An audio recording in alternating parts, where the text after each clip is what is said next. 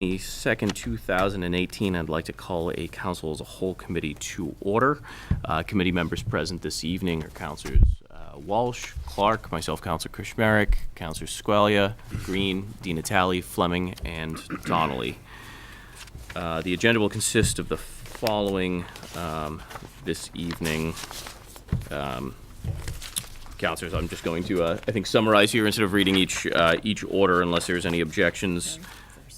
The agenda will consist of the mayor, then the finance team will present the FY19 budget to the city council, which includes the following orders: 149 up to and including 156.18. Following the presentation by the mayor and the finance team will be a public forum where any member of the public will be invited to speak. And then we'll provide the opportunity, not for formal deliberation or debate, but for councilors to provide commentary as well. That said, I'm going to hand this over now to Mayor DiNatale, Auditor Brooks, and Treasurer Cervantes. Good evening. Good evening. Thank you, Council President Krishmerick and members of the City Council. And thank you for this opportunity to present the FY19 budget. I want to compliment certainly the following people for their expertise and advice in compiling this FY19 proposed budget. City Auditor Calvin Brooks, Deputy Auditor Jacqueline Cronin, City Treasurer Ann Cervantes, and none the least of which the critically important contributions of all the department heads in the city of Fitchburg. I'm pleased to submit to you my fiscal 2019 budget. The budget, as submitted, breaks down as follows. General Fund, $123,651,348. Airport, $659,600. Wastewater, $12,736,20. Water, $6,541,525. Councilors, you will recognize an approximate $4.7 million expense increase from FY18 to FY19 in the general fund. This increase will be mainly funded through Prop 2.5, new growth, local receipts, and state aid. The lion's share of the increases is recognized in $1.8 million for public school system, $2.1 million in employee benefits and contracts, $1.6 million in health care and pension, $550,000 in union contracts, $250,000 for general insurance increase, that's the city's insurance carrier, $350,000 budget capital spending, $50,000, towards short-term debt, i.e. the Longs Joe roof, other minor miscellaneous expenses, veterans cash benefits, early voting, trash, etc. The city has maintained our snow and ice account at $500,000. Since FY16, I've added $100,000 to this account each year. This year's budget, the city spent $1.2 million. In FY17, the city spent roughly $1.3 million. In FY16, the city spent roughly $650,000. Figures in the state budget, along with our latest estimates, indicate that the city will meet its net school spending requirement. I would also like to add that in FY17, the city has already appropriated nearly $300,000 towards capital improvements, Memorial Middle School seating and retaining wall at South Street School from available funds. In FY18, the city appropriated $100,000 from available funds for capital projects, vacuum pump at Longs Joe School, audio for the auditorium at Fitchburg High School, $80,000 of capital projects from Green Community and Energy Incentive Funding, and a $2 million loan order for the new roof at Longs Joe Middle School. This spending plan maintains our current workforce, does not recognize any new positions through the general fund revenues. A grant-funded position is added to the health department to administer opioid misuse and prevention, and a school resource officer was added through the school budget. I have continued our commitment to transition the city's reliance on community development block grant funding for personal services by moving a health inspector position into the city's operating budget. I would also like to take a moment to recognize that the commercial inspector position that was created during the FY18 budget, there were concerns that this position would not match the necessary code enforcement revenues to fill that position. I am happy to report that revenues are on track, improved our constituent safety, and has brought more code enforcement to dilapidated and blighted buildings. Council, I would also like to add that the city is currently in contract negotiations that have extended past the date this budget was submitted to you. For this reason, we can expect a supplemental budget addressing these contracts possibly in June of this year, and most certainly in FY19. Those contracts are fire union, library, inspectors, and wastewater. Wastewater certainly will come out of retained earnings, not the general fund. And lastly, with challenges of health insurance, pension, MS4 stormwater permits, and general insurance increases, this budget demonstrates our dedication to providing our constituents with the best services possible, along with a commitment to operate an efficient municipal government. In particular, and I really would hope you would take note of this, MS4 stormwater permit regulations have placed a heavy burden on our budget. In FY18, in addition to the approximate $630,000 utilized to operate our stormwater system, City was able to include a $400,000 increase into the budget to meet EPA permitting requirements.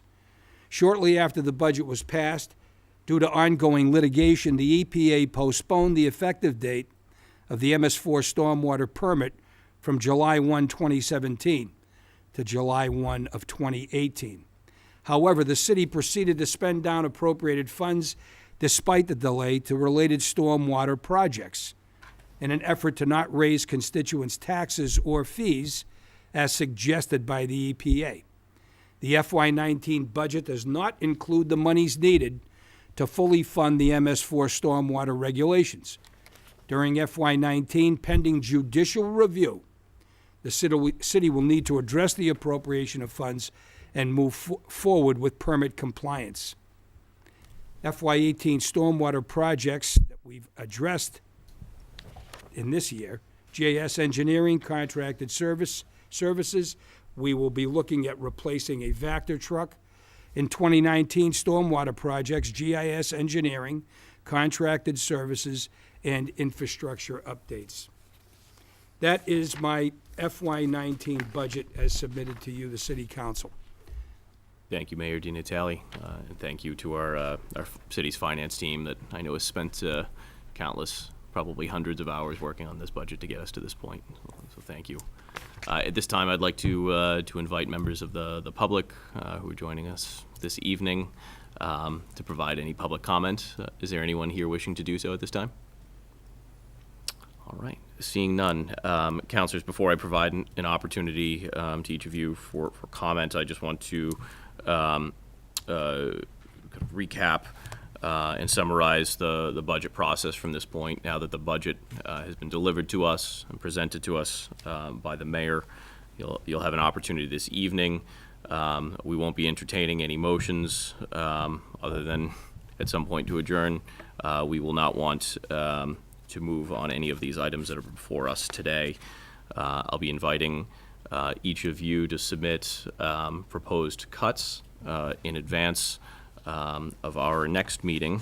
So the deadline for submittal of cuts is next Tuesday at the end of business day, 4:30 p.m. I believe that's May 29th, excuse me. So May 29th, all proposed cuts are due to the city clerk's office. Those will be compiled and sent out as soon as possible in advance of the June 7th meeting.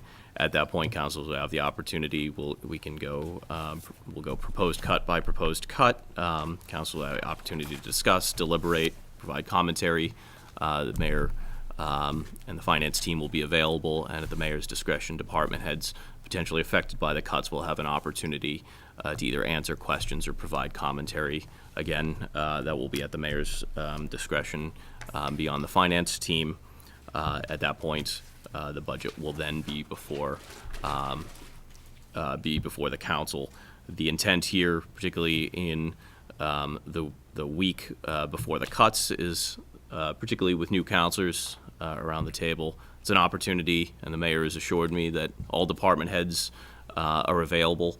I'd encourage each of you, as you have questions or concerns, to either meet with directly or avail yourself of the opportunity to call or email them specific questions that you might have. There's a comprehensive budget, so please do reach out and ask questions. The mayor's assured me again that they are at your disposal to help educate you and answer any questions or alleviate potential concerns.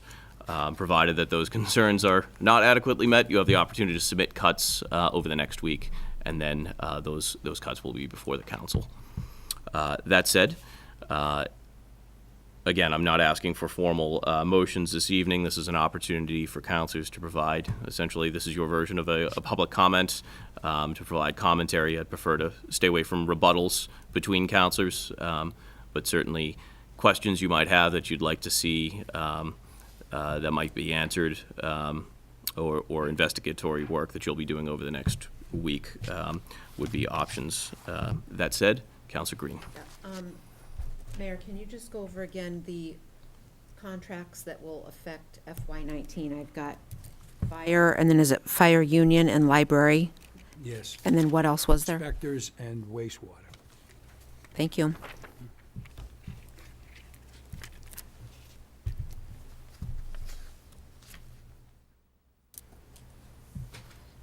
Any further commentary from councilors?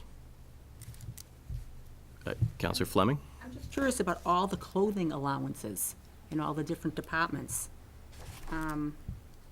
For instance, in the Community Development Department, there's a clothing allowance for everyday clothing or It's, uniforms? Contractual agreements, And that's in all the collective departments? bargaining. Well, it depends on the, In council, this is truly one of those areas where Right. I'd It would be. truly encourage you to reach out. There's a number of those specific things that are, as you see it for the first time, and each department could apply it differently. And certainly, while all three are extremely knowledgeable, each department head will be able to provide you a specific answer on how those funds can or could be used and allocated. Councilor Squalia. For the non-recurring revenue, on page 5, it has reimbursement for fringes, grants at $562,000 for FY18, and it estimates at $562,000 for FY19. Can you just, how does that work? So, Councilor, I'll certainly permit this question if someone here is capable of answering. The intent here is really this is not meant as a question and answer. This is meant. I gave this opportunity to councilors to really ask to really speak to kind of an overall theme and to ask essentially hypothetical questions to inform the public as they may start doing their investigatory work individually with department heads. That said, just to because I didn't clarify before, if Mr. Brooks has an answer. I can answer this because another counselor has already asked me this question, so I know the answer. So the $562,000 is actually composed of two pieces. It's estimated that there's a $12,000 reimbursement from block grant funds for fringe benefits. So employees who are paid by block grant funds, their fringe benefits are also reimbursable through the grant. That's $12,000 of it. The other $550,000 would be from school grants. That was something that they did for the first time back in 2017. It was instituted into the 2018 budget, which is why it went from an estimate of 15,000 up to 562,000. And that would be from some of the school grants such as Title I, Title II to 2A, those kinds of grants. So did those get relocated to that line item from a different line item in previous years? What will happen is that in previous years, the school department did not use their grant funds to cover fringe benefits. They started that in 2017. That was because they started in 2017 and we hadn't budgeted for it, that was the reason in 18 there was an initial appropriation to the school budget from free cash to take care of that accounting idiosyncrasy, and in 18 we've got it in the budget. So in 2016, those monies would be in the school budget. It would actually be in the school Itself. indirect costs, yes. Yep. Counselor Di Natale. I'll defer to Counselor Green for now. Counselor Green. I just want to make public aware, there was an article in today's paper about us not meeting, us being actually in a deficit on net school spending. And I just want to make sure that here you have indicated that the city will meet its net school spending. No, the article did not talk about net school spending. It talked about the school budget in general being about $400,000 in deficit. And net school spending has still been met. We've met our obligation. Okay, So the schools now have to massage the budget, so to speak, okay, make up that $400,000. thank you. Counselor Di Natale. Just on that point, the city gives the school department a number, and that number meets net school spending. The school department comes back to the city and says, we need 400,000 more. And then the city counters with, well, this is what you're getting. So the school department has to pare down its costs to meet what the city is providing, which meets net school spending. So we wouldn't call it a deficit, it's just they have a number a little higher than what we're appropriating to them, which is the minimum standard. With that, I prepared a statement, which I don't normally do. Usually I fly off the cuff and get a lot of eye rolls in the process. So this is trying to keep it to the point. After assessing the overall strength or weakness of the city's fiscal operating budget, the budget begins and ends with employee benefits, specifically regarding pension and health insurance listed on page 39 of this proposal. In FY19, both accounts will grow by another $1.6 million, on top of growth realized in FY19 of $1.85 million. The city's pension contribution obligations have grown since fiscal year 2015 by 32.5%, health insurance by 19.7%. There is no end in sight for these major increases annually. So why is this concerning? Two major sources of revenue increases annually is tied to property taxation levy increases of 2.5 plus new growth. In FY19, this amounts to $1.85 million. 87.3% of this revenue growth is consumed by pension and health insurance costs alone. This means the city will in perpetuity remain almost entirely dependent upon other less guaranteed revenue increases and state aid to keep pace with the constant increases in our pension and health insurance obligations. This means that for every year a taxpayer sees an increase in their property tax quarterly bill, more than 2/3 of that increase are going towards items that have nothing to do with providing services. I find this moment as an opportunity every year to educate the public on what continues to deter this city's ability to provide more core services while maintaining services already being provided. The topic of unfunded liabilities is one that garners the usual eye rolls and shoulder shrugs, because as of this moment, the city has been able to cover these ever-growing obligations and mask what I consider to be evident and glaring structural issues years out into the future. As of the end of FY17, actuarial studies conducted on the city's pension and health insurance liabilities report that the city today owes $134 million in pension obligations and $154.4 million in health insurance obligations, based on metrics utilized such as numbers of employees, both current and retired, rates of return, inflation, etc. This amounts to an overall unfunded liability on the city's balance sheet of $288.4 million. The city of Fitchburg is not immune to this problem, of course, but we did ourselves no favors over the last 40 to 50 years to not be part of the pack. This simply means that Fitchburg taxpayers owe today an amount that is short $288.4 million. Promises made by past administrations decades ago were never kept.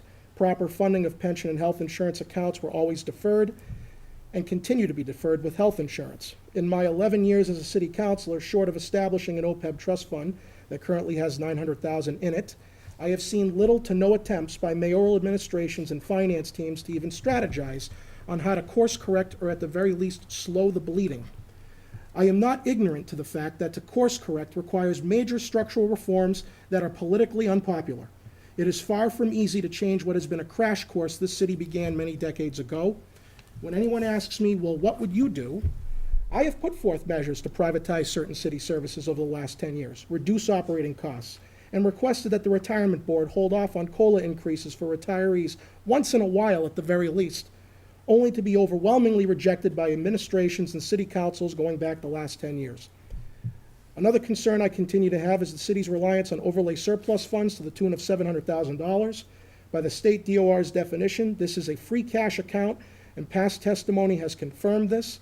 The cardinal rule of budgeting is never to use free cash to balance a budget. This alone makes the city's budget structurally unbalanced, and it does not account for the 4 union contract increases that are on the way, as well as any other expenses that we may foresee are more than what we're budgeting for that would require next year's free cash. So my prepared statement tonight is not a surprise to anybody. It's not a surprise to anybody who's been paying attention. I focus on those 2 accounts because they are draining the city's resources. They're draining the city's ability to provide more services. And while I'm not looking for a golden ticket on how to get out of this mess, because I know it's not easy, I have not seen much movement, or any movement at all in the last 10 years, to actually first acknowledge it's a problem, and then try to make small steps to get us back to where we should be, albeit in drips and drabs. So I wanted to point that out for the public, that those are my major concerns of this package, and they're no different than the concerns I've had since 2008. And I look forward to the comments and the cuts that may be proposed next week, and the vote we take on June 7th, most likely. And I will provide any other feedback at that appropriate time. Thank you. Counselor Squalia. Okay, just in speaking to general themes of the budget, and so can you talk about in the budget itself? Counselor, this is sorry, before you begin, this is an opportunity not for them to address tonight. So if you're asking questions, it would be something you'd be asking for either through your, again, individual dialogue and questioning with department heads, as well as potential commentary that they may provide at a subsequent meeting. I just want to ensure, while they're logistically seated in front of us, they provided the presentation of the budget, but this isn't an opportunity for us to provide kind of a Q&A. So it's just for That's it. general statements about the budget. This is a kind of a free form opportunity. The public gets an opportunity to provide a public comment. The budget's been presented, public gets a chance to comment, we get a chance to comment. We'll have our chance to cut, debate, and deliberate at that future meeting. Okay, I have no comments. I'll just add, we have a $123 million budget in front of us and $143 million in total appropriations in front of us. You know, there's a lot to be pleased about, and there's a lot to be concerned about, as Councilor Di Natale alluded to earlier. Pleased to see that once again we look to meet net school spending requirements. But a point of note is always, 45% of the budget of the city's budget is in schools right before us. Those funds go quick, and we talk about increasing school spending, and I think that's not a single person in this room wouldn't want to see us increase school spending. But as you'll see going through the budget over the next couple of weeks, and as we have through the past, it's a lot easier to say where we'd like to increase funding than it is to find areas to cut. I'm pleased about this administration's commitment to easing the reliance on CDBG funding to pay for staffing, particularly in our community development and inspectional services areas. That's not a sustainable, it's likely not a sustainable area of funding for the city in the future, and I'm pleased to see that this administration has taken steps there. We have a long way to go, but I hope that this is a commitment moving forward, that each year we can continue to ease that reliance. And I'm also pleased to see the addition of a school resource officer, particularly in light of recent events being added, I know, in our school budget.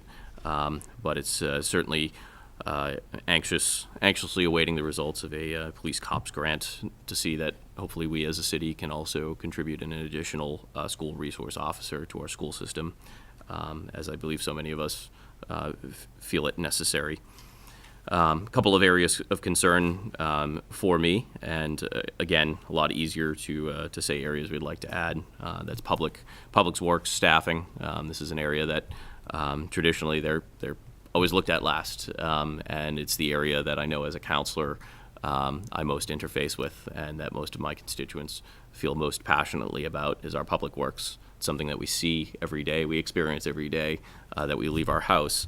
Or even if we don't leave our house, every time we turn on our faucets. And public works staffing remains, I believe, an area of need for our city. Also, I'm concerned about a lack of a sustained funding plan for OPEB as we move in the future. I know that certainly we'll have one-time funding allocations, and I believe the mayor spoke to that earlier, that we may see such an allocation at this point. At some point this fiscal year, but I'm concerned that, through our regular budgeting process, we haven't yet really been able to make a dent or provide a plan moving forward, nor do we have a contribution for city stabilization. And the last piece that, I noted that is something that I was accustomed to in the past, maybe not this past year, but in previous years, was just different requested amounts between department heads and the mayor's allocation. I do find it hard to believe that every department head would be, nor would I expect it ever to be, that every department head is in line and requesting the same exact amount that the mayor has funds to grant. I think it's good for us as a council and for the public to see where different department heads are requesting funds and where those shortfalls may lie, because I think it gives us an idea as to where potential needs are down the road. That said, I realize there's always semantics in how those numbers are represented and at what phase. But it's just something for me. I noted that it would be helpful for me to see what the initial request is versus what a department head may say. I can agree with that cut. Otherwise, I agree with Councilor Di Natale's concerns over a structural deficit in the budget. I would just argue that many of the steps that we need to take to course correct from a structural deficit are out of the power and control of the city. That so many our hands have been tied often by the state, saying what we can and cannot do in order to course correct. And I would suggest that while there are incremental moves that could move us towards a more balanced and structured budget, there's no one action we could take tomorrow that would get us back there. And as long as we keep moving in the right direction, I hope that Councilor Di Natale's concerns are met in the future. But again, I realize that in no single budget are we going to get 11 counselors and an administration degree on every line item. But overall, I think there's much to be pleased about. Some areas of concerns that I'm sure we each have. But I want to again applaud this administration and the city staff for their work on this process. Motion,